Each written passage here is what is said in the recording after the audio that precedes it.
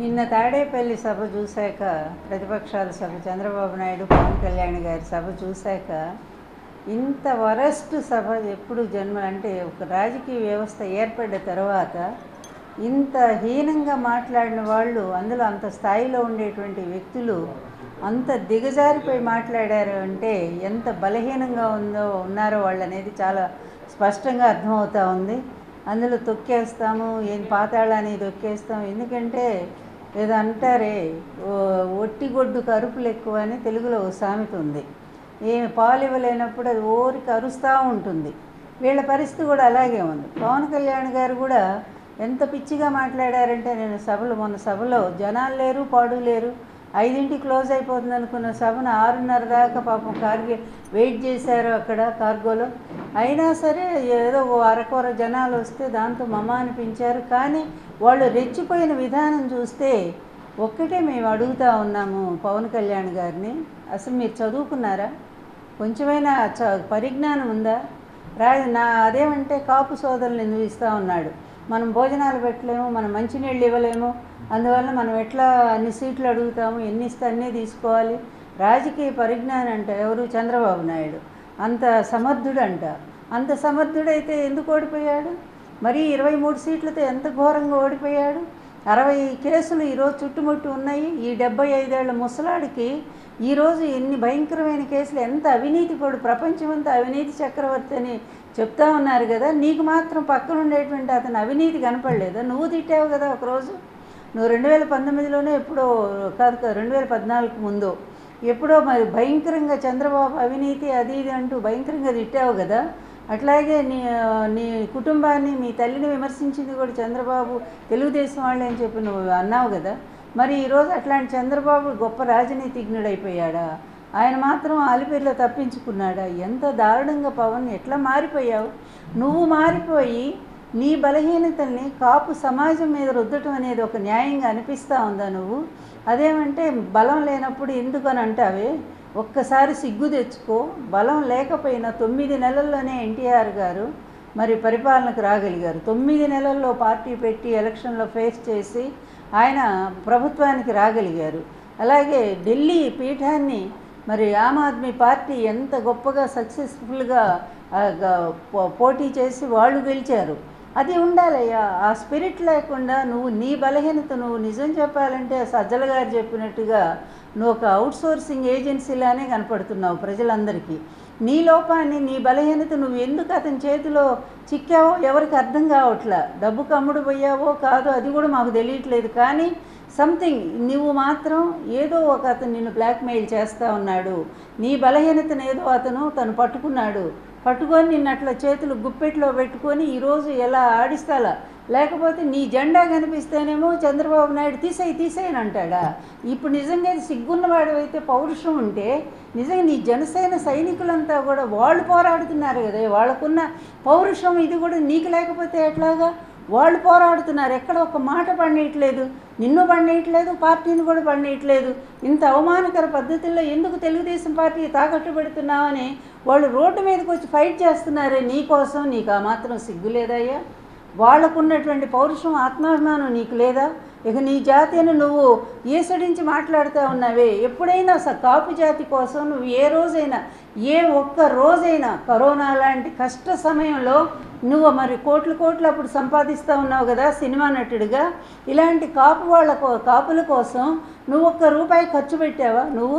పోనీ నీ బాసు 14 సంవత్సరాలు ఈ రాష్ట్రాన్ని లూటీ చేశాడు కదా. 14 సంవత్సరాలు ముఖ్యమంత్రిగా చేసి మొత్తం లూటీ చేసి 2 ఎకరాల పెద్ద మనిషి ఈరోజు 6 లక్షల కోట్లకి ఎగబాకాడే. ఇదంతా అవినీతి కదా? నీ కళ్ళకు కనపట్లేదా? అందులో నీకు ఎంత షేర్ చేస్తున్నాడో మాకు తెలియదు దాని గురించి, ఎందుకంటే ఇవన్నీ చాటుమాట వ్యవహారాలు కనుక. కానీ పబ్లిక్గా ఈరోజు కేసులు బట్టబయలు చేస్తూ ఉన్నాయి కదా. అతను అవినీతి మీద 18 కేసులు స్టేలు తెచ్చుకొని బయటకు వచ్చాడు కదా. అందులో నేనేసిన కేసు కూడా ఉంది కదా. ఇన్ని ప్రత్యక్షంగా ఉన్నా కూడా నువ్వు నమ్మవా అతని గురించి? అంటే నువ్వు అతని చేతిలో ఎలా బందీ అయిపోయావో, ఎలా చిక్కిపోయావో అనేది చాలా స్పష్టంగా అర్థమవుతుంది. అది ఏ బలహీనత, లేకపోతే ఏ విధంగా నువ్వు అతని చేతిలో చిక్కావు అనేది కొద్ది రోజులు అది కూడా బయటకు వస్తుంది. కానీ నువ్వు చిక్కి అతని చేతిలో నువ్వు ఈరోజు కాపు జాతిని అవమానం చేస్తున్నావు. ఇది మాత్రం ఎవరు క్షమించరానటువంటి విషయం. నీ బలహీనతని జాతి మొత్తానికి ఎలా ఆపాదిస్తావు? ఏమి 24 సీట్లు తీసుకుని నువ్వేదో పెద్ద గొప్పగా భావిస్తూ అతను మనకి ఇచ్చాడు కాబట్టి మనం నిలబడ్డామంటావే. పక్కనుండి ప్రతి ఒక్కడు కూడా పార్టీ పెట్టిందే ధైర్యంగా పోరాడతాడు. జగన్మోహన్ రెడ్డి గారు ఎప్పుడు పెట్టారు ఏ పార్టీ? 2011లో పెట్టారు. 2014 ఎలక్షన్స్, అందులో 16 నెలలు అయిపోయి జైల్లో పెట్టారు. జైల్లో పెట్టినా కూడా వచ్చి నిలబడి జైలు నుంచి వచ్చి కూడా ధైర్యంగా పోరాడలేదా? 175 సీట్లు పోటీ పెట్టలేదా? నీలాగా 5 సీట్లు 10 సీట్లు అనుకుంటూ ఎవరిని అడుక్కోలేదే, ఎవరి పొత్తుల కోసం ఆయన వేచి చూడలేదే. ఆయనంతటా ఆయన ధైర్యంగా నిలబడ్డాడు. 175 సీట్లు పోటీ పెట్టాడు. కేవలం 1.5% తేడాతో మాత్రమే ఓడిపోయాడు. అయినా 67 మంది ఎమ్మెల్యేలని 8 మంది ఎంపీలని గెలిపించుకున్నాడంటే అది గట్స్ అంటే. లీడర్ క్వాలిటీ అంటే వాళ్ళని చూసి నేర్చుకో. నువ్వు ఎట్టాగు లీడరు కాదు, నటుల్లాగా సినిమాల్లో నటిస్తావు, మళ్ళీ ఇక్కడికి వచ్చి బయట కూడా నటన చేస్తానంటే అది ఎట్లా కుదురుతుంది? ప్రజలేమన్నా అమాయకులు అనుకున్నావా? ఆత్మాభిమానం ఉండే కాపు జాతి నిన్ను ఎప్పుడో బహిష్కరించింది. నువ్వు చంద్రబాబు నాయుడు తాకట్టు పోయావనేది ఈ జాతికి ఎప్పుడో అర్థమైపోయింది. అందుకనే నీ సభలకు కూడా జనాలు కరువైనటువంటి పరిస్థితి. తాడేపల్లి అంటే పూర్తిగా ఇక్కడ కాపు ప్రాంతం అయినటువంటి ఈ ప్రాంతంలో చంద్రబాబు నాయుడు వేసిన ఎత్తు ఏంటంటే బ్రహ్మాండంగా నీ జనాలను ఉపయోగించుకొని తనకొచ్చారని చెప్పి చూపించుకుంటూ, చూసారా మా సభ అంత సక్సెస్ అయింది, ఇంత సక్సెస్ అయిందని చెప్పి చెప్పుకోవడం కోసం ఆయన ఓ పెద్ద ప్లాన్ చేశాడు. చేస్తే ఏమైంది? నువ్వు కూడా చతికిలబడ్డావు అక్కడ. అందువల్ల నువ్వు ఏమి సందేశం చెప్పు? ఎక్కడికి పాతాళాన్ని తొక్కేస్తావా? ఎవరిని? వైఎస్ జగన్మోహన్ రెడ్డి గారిని ఏం చేశారయ్యా? ఆయన చేసిన తప్పేంటో చెప్పండి, ఒక్క మాట చెప్పండి. ఈ పేద ప్రజలకి దాదాపు 2.5 లక్షల కోట్ల రూపాయలు పేద ప్రజలకు పంచిపెట్టినందుకు ఆయన తొక్కేస్తావా? ఈరోజు ఆంధ్రప్రదేశ్ని విద్యారంగంలో, వైద్య రంగంలో, వ్యవసాయ రంగంలో అన్ని రంగాల్లో కూడా నంబర్ 1గా నిలబెట్టినందుకు పాతాళానికి తొక్కేస్తారా? నీ దత్త తండ్రి నువ్వు కలిసి ఏం తప్పు చేశాడు జగన్మోహన్ రెడ్డి? నువ్వు నిష్కారణంగా జగన్మోహన్ రెడ్డి గారి మీద కోపం పెంచుకున్నావు, ద్వేషం పెంచుకున్నావు. కోపం వేరు, ద్వేషం వేరు. అతను ఎప్పుడూ కూడా నీ కుటుంబం జోలు రాలేదే, మీ తల్లిగారిని గురించి ఒక్క మాట అనలేదే, మీ ఇంట్లో వాళ్ళ గురించి ఆయన ఏం మాట్లాడలేదే. నువ్వెంతసేపు కూడా జగన్మోహన్ రెడ్డి గారి మీద అతి ద్వేషంతో, పెంచుకున్నటువంటి ద్వేషంతో ఆ దుర్మార్గుడు కావలి కుక్కలాగా మారిపోయావే నువ్వు. ఎంత దారుణమైనటువంటి విషయం ఇది! నీకు అవమానం అనిపించట్లేదా? నువ్వు ఎంత గొప్ప నటుడివయ్యా! ఒకనాడు మీ అన్న తర్వాత నువ్వే కదా అంత గొప్ప స్థాయి ఉన్నవాడివి. అలాంటి వాడివి ఈరోజు ఎందుకు ఆ ఇంటికి ఆ విధంగా కాపలా కాస్తా ఉన్నావు? చంద్రబాబు లాంటి అవినీతి పరుడు, చంద్రబాబు లాంటి వెధవ, చంద్రబాబు లాంటి వెన్నుపోటుదారుడు, చంద్రబాబు లాంటి నీచుడు, చంద్రబాబు లాంటి హంతకుడు, చంద్రబాబు లాంటి ఇక ఎలా చెప్పాలంటే అన్నిటికీ నేనే ప్రత్యక్ష సాక్షిని, స్మగ్లర్ కూడా అతను. అవన్నీ మాకు తెలుసు. చంద్రబాబు లాంటి ఒక పెద్ద అరాచక శక్తి ఈ వ్యవస్థలన్నింటినీ కూడా గుప్పెట్లో పెట్టుకుని సర్వనాశనం చేసినటువంటి వ్యక్తి. అట్లాంటి వాడు ఈ రాష్ట్రం నుంచి ఎప్పుడు తొలగిపోతాడని జనమంతా కూడా చూస్తూ ఉంటే నువ్వు పోయి ఏదో ఈ కేసులు అదృష్టం కొద్ది బయటపడి అతను జైలు పోతే నువ్వు పోయి అక్కడ పోయి స్ట్రైక్ చేస్తావా? ఏంటి? ఒక అన్యాయానికి, ఒక అరాచక శక్తికి నువ్వు సపోర్ట్గా నిలబడతావా? ఏంటి అసలు మీ ఇద్దరు అనుబంధం ఏంటి? ఒక్కసారి చెప్పు. అది స్పష్టంగా ప్రజలకు చెప్పాల్సిన అవసరం ఉంది. జగన్ చేసిన తప్పేంటి? మరి సైకో అంటూ జగన్ గురించి ఇష్టం వచ్చినట్టు మాట్లాడి, నీకంటే సైకో ఎవరైనా ఉన్నారా పవన్? నీకంటే సైకో పిచ్చిగా మాట్లాడుతున్నావే, డ్యాన్సులు వేస్తూ మాట్లాడుతున్నావే వేదిక మీద, అలా అది ఉన్మాదిలాగా మాట్లాడుతున్నావే జగన్ గారి గురించి. ఆయన చేసిన అపకారం ఏంటయ్యా? ఈరోజు ఒక్కసారి చూడు, ఏ ప్రాంతం వెళ్ళినా కూడా ఎంత చక్కటి నాడు నేడు క్రింద ఎన్ని స్కూల్స్ ఎంత బాగున్నాయో, పిల్లలకి ఎడ్యుకేషన్ ఎంత స్థాయిలో జరుగుతూ ఉంది. ఈరోజు ఇంటర్నేషనల్ స్థాయిలో పిల్లలకి ఎడ్యుకేషన్ అందిస్తున్నటువంటి ఏకైక రాష్ట్రం ఆంధ్రప్రదేశ్ అని భారతదేశం అంతా పొగుడుతూ ఉంటే మీ కళ్ళకు కనపట్టలేదా? అదేవిధంగా వైద్య రంగం పల్లెబాటని ఆ పేరుతో తీసుకెళ్ళి పల్లె డాక్టర్ మరి ప్రతి ఇంటికి వెళ్ళి వైద్యం చేస్తూ మరి కుటుంబాలను ఆదుకుంటున్నటువంటిది మీకు కనిపించట్లేదా? అదేవిధంగా మిగిలిన అమ్మఒడింటి ఎన్ని పథకాలు మాకే లిస్టు గుర్తులేనన్ని పథకాలు ఇస్తూ ప్రతి ఒక్కళ్ళని కూడా ఈ రాష్ట్రంలో దాదాపు 5 కోట్ల పైన ప్రజలు ఉంటే దాదాపు 4 కోట్ల మంది లబ్ధిదారులుగా 35 లక్షల ఇళ్ళు ఇచ్చి, ఇళ్ళు అనేటువంటి లేని వాళ్ళు ఎంతోమంది ఎన్నో రకాల బాధలు పడుతున్నటువంటి వాళ్ళందరికీ కూడా ఇళ్ళు ఇచ్చి కాపాడినటువంటి మహానుభావుడిని మీ ఇష్టమైన భాషలో మీరు తిడతారా? చివరికి ఎంత ఎంత దుర్మార్గుడి చంద్రబాబు నాయుడు మా కుటుంబాన్ని విడదీశాడు. మా కుటుంబంలో మొత్తం తండ్రిని కొడుకుల్ని వేరు చేశాడు. తన అధికారం కోసం, పూర్తిగా తన ముఖ్యమంత్రి పదవి కోసం తండ్రి కొడుకుల మధ్య తగువ పెట్టినటువంటి నీచుడు వీడు.